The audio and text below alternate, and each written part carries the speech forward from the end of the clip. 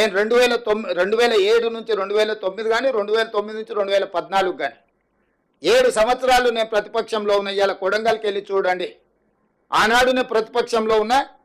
Narayanpet Kodangal lift irrigation నుంచి మొదలు పెడితే కొడంగల్కు వందలాది కోట్ల రూపాయలు ఆ ప్రభుత్వంలో నేను నిధులు తీసుకెళ్ళిన అభివృద్ధి కోసం. ఆ రోజు మేము అందరం మంత్రులను కలిసేది, సభలో మేము చర్చించేది, ప్రజల సమస్యలు మేము ప్రత్యక్షంగా వెళ్ళి వారికి విన్నవించి వారి నుంచి నిధులను రాబట్టుకునేది. ఒక సాంప్రదాయం పాటించినాం మేము. 10 సంవత్సరాలు మీరు అనుమతి ఇవ్వలే, 10 సంవత్సరాలు మాకెవరికి కలవలే, 10 సంవత్సరాలు సచివాలయానికి రాలేదు, 10 సంవత్సరాలు పూర్తిగా 60 సంవత్సరాలు కాంగ్రెస్ పార్టీ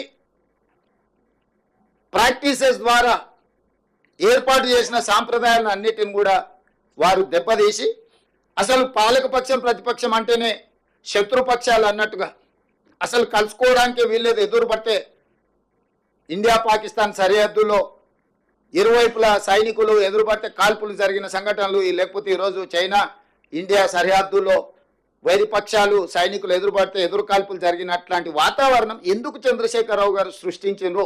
10 సంవత్సరాలు మీరు ఏం చేసిండ్రని మేము అడుగుతలేము. ఎందుకంటే మీరు చేసిన అన్నిటిని ప్రజలు గమనించి మీకు ఇవ్వాల్సిన స్థానాన్ని ప్రజలు ఇచ్చారు. అసెంబ్లీలో అధికారం తీశారు, పార్లమెంట్లో గుండుసూని ఇచ్చారు.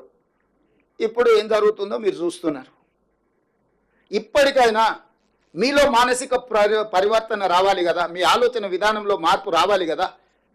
ఒక ప్రధాన ప్రతిపక్ష రాజకీయ పార్టీగా మీ విధానం ఏంది, మీ ఆలోచన ఏంది? అంటే ఈ ప్రభుత్వమే నడవద్దా?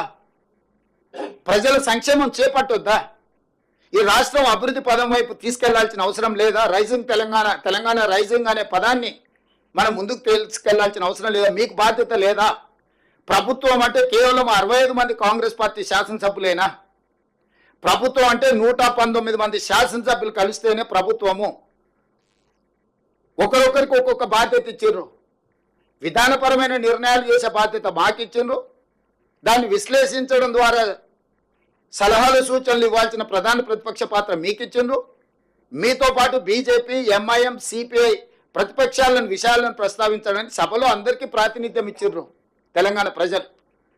మన పాత్రలను మనం అందరం పోషిస్తేనే శాసనసభలో స్పీకర్కి right hand side treasury benches అంటే పాలకపక్షం ఉంటుంది, లెఫ్ట్ హ్యాండ్ సైడ్ ప్రతిపక్షం ఉంటుంది.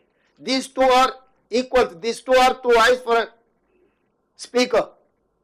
పాలకపక్షంలో ముఖ్యమంత్రి గారికి ఎంత ప్రాధాన్యత ఉంటుందో ప్రతిపక్ష నాయకుడు కూడా అంతే ప్రాధాన్యత ఉంటుంది. అందుకే రైట్ హ్యాండ్ సైడ్ పాలకపక్షం కూర్చుంటే లెఫ్ట్ హ్యాండ్ సైడ్ ప్రతిపక్షం కూర్చుంటారు. ఎప్పుడు అడిగినా మైక్ ఇచ్చే సాంప్రదాయం ఉన్నది పాలకపక్షానికి ప్రతిపక్షానికి. ఆ ప్రతిపక్ష ప్రధాన నాయకుడిగా మీరు సభకే రారు. దీన్ని ఏ విధంగా చూడాలి, ఏ విధంగా అర్థం చేసుకోవాలి తెలంగాణ సమాజం? ఆ కుర్చీ ఖాళీగా ఉండడం తెలంగాణకు మంచిదా?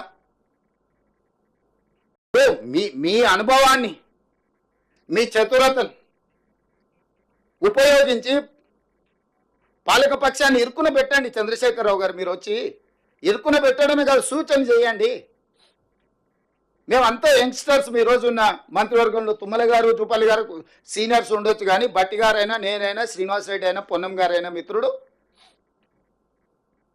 మేము అప్కమింగ్ ప్రజాప్రతినిధులము. మాకు ఈరోజు ఒక గొప్ప అవకాశం వచ్చింది. మీకంటే సీనియర్లు ఒకరిద్దరే మంత్రివర్గంలో ఉన్నారు, తుమ్మల నాగేశ్వరరావు గారు లాంటి వాళ్ళు.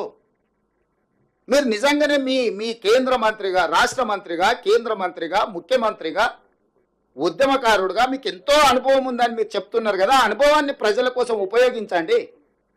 ప్రతిపక్ష బాధ్యత మీరు నెరవేర్చండి. పాలక పక్షానికి సూచన చేయండి. పాలక పక్షాన్ని ప్రశ్నించండి. ఇది నిర్దిష్టంగా ఇది అంశము, ఈ అంశంలో మీరు చేసిన నిర్ణయం ఇది, ఈ నిర్ణయం సహేతుకంగా లేదు, దీన్ని సవరించడం ద్వారా పేదలకు మేలు జరుగుతుంది అని మీరు నిర్దిష్టమైన సూచన మీరు చేయండి చంద్రశేఖరరావు గారు. మాకేమి బేసజాలు లేవు. వయసులో అనుభవంలో మీరు పెద్దోళ్ళు అనుకుంటున్నారు. ఆ పెద్దరికాన్ని మీరు నిలబెట్టుకోండి అని మేము అంటున్నాము. మీరు ఎలాంటి సూచనలు చేయకుండా ఏం చేసినా అడ్డుకుంటామనే విధానము ఇది తెలంగాణకు మంచిదా? మీరు ఒక్కసారి ఆలోచన చెయ్యండి. నేను చంద్రశేఖరరావు గారికి సూటిగా సూచన చేస్తున్నా.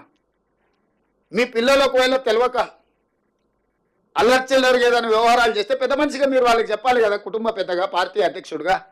ఇది మంచి పద్ధతి కాదు, 10 ఏళ్ళు మనం నడిపినాం, ఇవన్నీ వ్యవహారాలు పెండింగ్ ఉన్నాయి, మనం చేయలేకపోయినాం, వాళ్ళు ఏదో ప్రయత్నం చేస్తున్నారు, కొంత సమయం ఇవ్వాలి, ఎందుకు ఇట్లా మీరు ఏది పడితే అది మాట్లాడుతున్నారు. మనం మన పిల్లలు స్కూల్లో పక్కల పిల్లల్ని కొట్టేస్తానో, ఆ పక్క పిల్లలు పెన్సిల్ రబ్బర్ ఎత్తుకొస్తానో, తల్లిదండ్రులు మనం ఏం చెప్తాం, ఇట్లా తప్పు చేయొద్దు, పక్కోడు హోంవర్క్ చేసుకుంటూ ఆ నోట్బుక్లో పేజీలు చించుకొని చించి చెత్తబుట్టలు వేసిరు అనుకో, వీడు హోంవర్క్ చేయడు, పక్కోడు నోట్బుక్లో నేను స్కూల్లో ఉన్నప్పుడు చూసేది, క్లాస్ టీచర్కి నా హోంవర్క్ గురించి అడిగితే పక్కోళ్ళు చేసి మనం చేయకపోతే మనం తిడతారని కొంతమంది పిల్లలు మన నోట్బుక్ ఆడబెట్టి పక్కకు పోవంగాని మనం చేసిన హోంవర్క్ పేజీలు చించేసి బయట వాడేసి వచ్చేటోళ్ళు.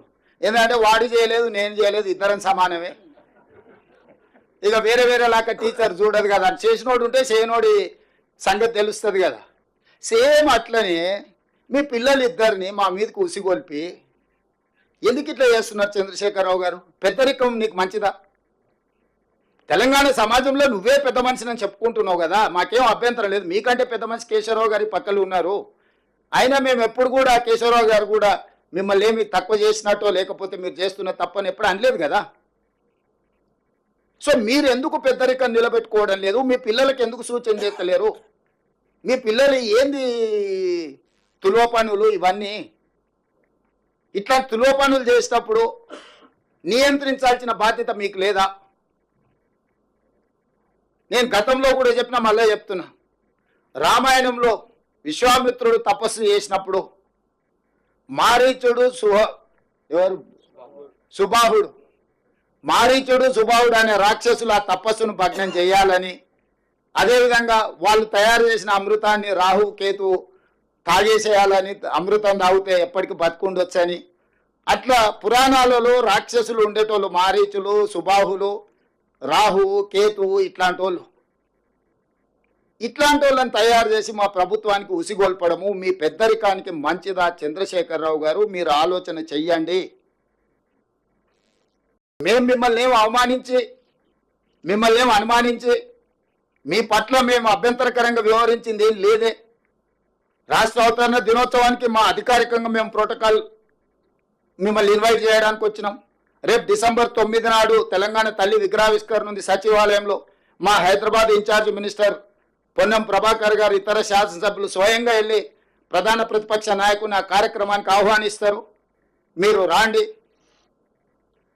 ఇది మనందరం కలిసి చేసుకునే పండగ, మనందరం కలిసికట్టుగా ఉన్నామని కనిపించే పండుగ. తమిళనాడు ఒకసారి చూడండి, ఎన్ని రాజకీయాల్లో ఉన్నా స్టేట్ ఇష్యూ వస్తే తమిళనాడులో ఉండే 39 మంది ఎంపీలు ఒక్కటై ఢిల్లీ మీద కొట్లాడి ఆ రాష్ట్రానికి రావాల్సిన నిధులు, జల్లికట్టు వాళ్ళ సాంప్రదాయబద్ధమైన ఒక అంశం వచ్చినప్పుడు మూకుమ్మడిగా అందరు ఏకమై నించోని నిలబడి కొట్లాడి తమిళనాడు వాళ్ళు వాళ్ళకి కావాల్సినవి రాబట్టుకుంటున్నారు. ఆ స్ఫూర్తి తెలంగాణలో ఎందుకు కొరవడుతుంది? పార్లమెంటు సమావేశాలు వచ్చినప్పుడు ప్రతిపక్ష నాయకుడిగా మీరు కూడా రాండి, మన ఎంపీలకు దిశ నిర్దేశించేద్దాం. 17 మంది లోక్సభ సభ్యులు, 7 మంది రాజ్యసభ సభ్యులు, 24 మంది సభ్యులకు మనం ఒక ఎజెండా ఇచ్చి కేంద్ర ప్రభుత్వంతో రాబట్టుకోవాల్సిన నిధుల కోసం ఒక మంచి సాంప్రదాయాన్ని నెలకొల్పుదాం. చంద్రశేఖరరావు గారు, మీకు మేము నచ్చినా నచ్చకపోయినా, మీరు ఇష్టపడకపోయినా, ఒకవేళ మీకు మనసులో బాధ దుఃఖం ఏదైనా ఉన్నా ప్రజలు ఒక తీర్పు ఇచ్చిండ్రు. ఈ ప్రజాస్వామ్యంలో ప్రజా తీర్పే గొప్పది. నిజాం మాత్రం ఇష్టపడి రాజ్యాన్ని భారత ప్రభుత్వానికి పండిత్ జవహర్లాల్ నెహ్రూ, వల్లభాయ్ పటేల్కి అప్పచెప్పిండా? నిజాం ఏమి ఇష్టపడలేదు కదా. ప్రజా తిరుగుబాటు వచ్చినప్పుడు, ప్రజలు స్వేచ్ఛ కోరుకున్నప్పుడు తప్పని పరిస్థితుల్లో తలవొగ్గవలసిన పరిస్థితులు నిజాం ప్రభువుకే తప్పలేదు. ప్రపంచంలోనే ఆగర్భ శ్రీమంతుడు నిజాం, అత్యంత శక్తివంతుడు. అలాంటి నిజామే ప్రజా ఉద్యమం వచ్చినప్పుడు, సాయుధ రైతాంగ పోరాటం జరిగినప్పుడు నిజాం ప్రభువు గారే తల వంచి భారత ప్రభుత్వానికి తన రాజ్యాన్ని అప్పగించిన పరిస్థితి మనం కళ్ళతో చూసినాం. అదేం ఎప్పుడో జరిగింది కాదు. అట్లాంటిది తెలంగాణ రాష్ట్రంలో కూడా ప్రజలు ఒక తీర్పు ఇచ్చిండ్రు. ఆ తీర్పును మీరు గౌరవించాలి కదా. 5 సంవత్సరాల కోసం ఎన్నుకున్న ప్రభుత్వము 6 నెలలు, మొదటి 6 నెలలు పార్లమెంట్ ఎన్నికల ఎలక్షన్ కోడే కదా. పెళ్ళైన అల్లుడికి ఆషాఢ మాసం అడ్డం వస్తే అత్తగారింటికి పోగలుగుతాడే? కొత్త అల్లుడు, మీరు అందరూ కొత్త అల్లుల్లో ఈ సమస్య ఎదుర్కొనే ఉంటారు కదా. కొత్తగా పెళ్ళైన అల్లుడు వాళ్ళు ఎంత కట్న కానుకలు ఇచ్చి పెళ్లి చేసినా ఆషాఢ మాసంలో అత్తగారింటికి పోలేని పరిస్థితి. అట్లనే మొదటి 6 నెలలు ఎలక్షన్ కోడ్ వల్ల నేను మా బట్టన్న సచివాలయానికి రానేలేదు. ఎన్నికల కోడ్తో పరిపాలన మేము దృష్టి పెట్టడానికి లేకుండా పోయింది, అధికారులను పిలిచి సమీక్షించడానికి వీళ్ళు లేకుండా పోయింది. ఈ 5 నెలలే కదా మేము పరిపాలనలో కుదురుకొని నిర్ణయాలు తీసుకొని పరిపాలన గాడిలో పెట్టి ముందుకు తీసుకెళ్తున్నాం కదా. ఈ మాత్రం కూడా చంద్రశేఖరరావు గారికి అవగాహన లేదా? హరీష్కు కేటీఆర్కు లేకపోవచ్చు, ఎందుకంటే వాళ్ళకు చిన్నపిల్లల మనస్తత్వం, అవతల దగ్గర మంచి ఆటబొమ్మ ఉంటే మన దగ్గర లేదంటే దాన్ని ఇరగొట్టాలన్న ఆలోచన పిల్లలలో ఒక చిన్న తెలియని సాడిస్టిక్ ప్లెజర్ ఉంటుంది. మీరు పార్కులలో పోయి చూస్తే తెలుస్తుంది, లేకపోతే స్కూల్లో పిల్లల దగ్గర మన పక్కోడి దగ్గర మంచి ఆటబొమ్మ ఉంటే వీడు దాన్ని గుంజుకోనికి ట్రై చేస్తాడు, వాడు ఇవ్వకపోతే వీడు దాన్ని పలగొట్టి వెళ్ళిపోతాడు, ఎందుకంటే నా దగ్గర లేదు వాళ్ళ దగ్గర ఎందుకు ఉండాలని. హరీష్కు కేటీఆర్ గారికి సాడిస్టిక్ ప్లెజర్ ఉండొచ్చు. మాకు లేని అధికారం వీళ్ళ దగ్గర ఎందుకు ఉండాలి, బట్టి గారి దగ్గర ఎందుకు ఉండాలి, రేవంత్ రెడ్డి దగ్గర ఎందుకు ఉండాలి, పొంగులేటి శ్రీనివాస్ రెడ్డి దగ్గర ఎందుకు ఉండాలి? ఉండొద్దు, దాన్ని ఎట్లో గట్లా ఇరగొడదామో పలగొడదామో అని వారికి ఆలోచన ఉండొచ్చు. ఎందుకంటే అట్లాంటి దుందుడుకు స్వభావం ఒక వయసులో ఉంటుంది. కానీ అన్ని అనుభవాలు ఉన్న చంద్రశేఖరరావు గారు వాళ్ళను పిలిచి కూర్చోబెట్టి తప్పు అని చెప్పాలి కదా. మీరు అందరు తల్లిదండ్రులు మీ పిల్లలు పడిపోయి తప్పు చేస్తే మీరు టీచర్ పిలిచి మీ పిల్లవాడు ఇట్లా చేస్తుండే మీరు మీ పిల్లలకి మీరు మంచి చెప్పుకుంటలేరా? నేను నా మనవాడికి చెప్తుంటా, స్కూల్లో పోయి ఏదన్నా ఇట్లా అట్లా చేస్తే అట్లా చేయద్దా, తప్పు నాన్న, సమాజంలో మనం మంచిగా ఉండాలి, మనం ఇతరులకు కష్టం నష్టం కలిగి చేద్దాం నేను నా మనవాడికి చెప్తున్నా. మీరు మీ పిల్లలకి చెప్పాలి కదా చంద్రశేఖరరావు గారు అని నేను అడుగుతున్నా. ఎటమటంగా వ్యవహరిస్తే ఇది వారికి క్షేమం కాదు, రాష్ట్రానికి కూడా మంచిది కాదు. ఎటమటంగా వ్యవహరించినప్పుడు చట్టం తన పని తాను చేసుకుంటూ పోతుంది. ఎవరు చట్టానికి అతీతులు గారు?